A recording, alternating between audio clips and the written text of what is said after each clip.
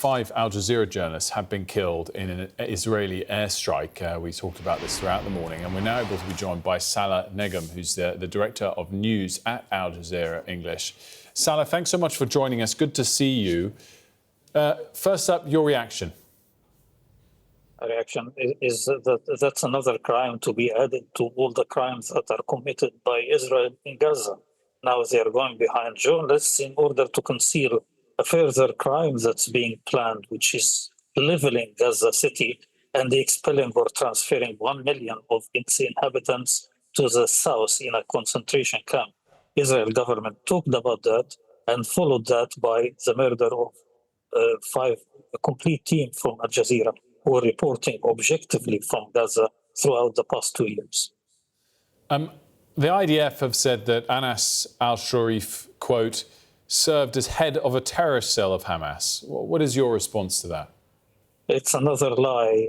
Israel used to say something and claim it, but no one is checking it, no independent investigation, nothing. Dead people also cannot defend themselves. That's what Israel is doing in Gaza.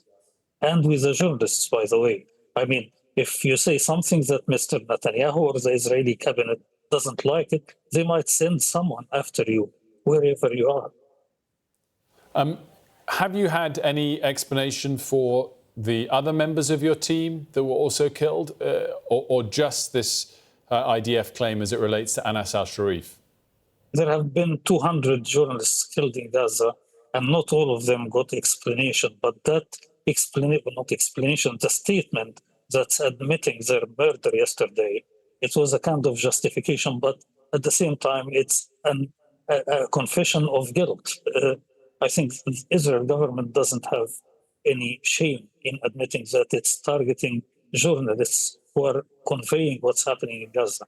Yesterday, Mr. Benjamin Netanyahu appeared in a press conference and said he's going to guarantee the security of international journalists to go inside Gaza and report whatever is happening there. I don't think anyone will feel that he is going to be secure in these hands. Do you think that Al Jazeera journalists are repeatedly directly targeted? Yes, it happened. I mean, our journalists and their families, by the way, targeted. Several of them have been killed, and a lot of members of their families have been killed as well. Do you think that you and your team will continue to report as you have done on this? It's not only us, but I'll invite all international media to continue reporting about what's happening in Gaza. It is genocide that's taking place in front of the world, in front of the cameras, and actually all the international media should join in condemning. I guess my question was targeting journalists, but continue reporting from Gaza.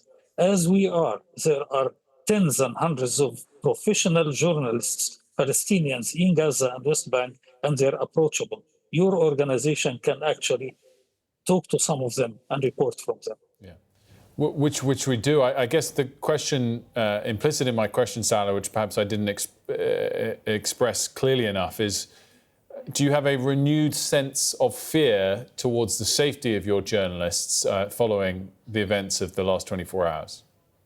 We have always had this sense, and we followed the highest security standards possible. But if a state and a complete army goes behind journalists because they are doing their jobs, there is not much that you can do more than protective gears and all the security procedures that we are taking. Of course, we are afraid, but we know the price that's being paid in order to put a free word and independent coverage to the rest of the world to see. As no doubt you're aware, an organisation like ours at Sky News has not been able to report from Gaza directly unless embedded with an IDF regiment and accompanied. How important is it for access for international organisations like Sky News? Look, you can hire Palestinian journalists in Gaza. You can vet their work. You can vet their background, as we did, okay? And they can report for you directly from Gaza.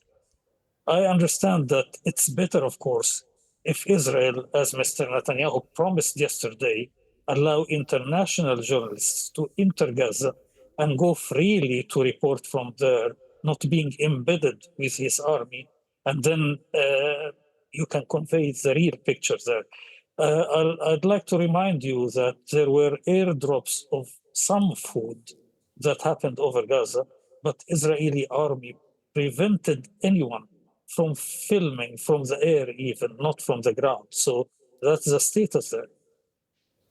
Yeah. And of course, we have used Palestinian-based photographers and journalists, and indeed used British doctors to help us tell the story over the last few years. That's right. Yes. No, of course. I guess just finally, wanted to come back to the point about the risk that you feel journalists in the region are under, and your message, I guess, to the families of the 5 that lost their lives.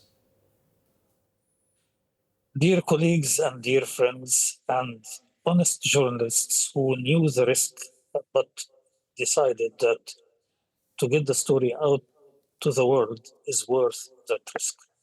And ultimately, they paid the price. Salah, thank you so much for joining us.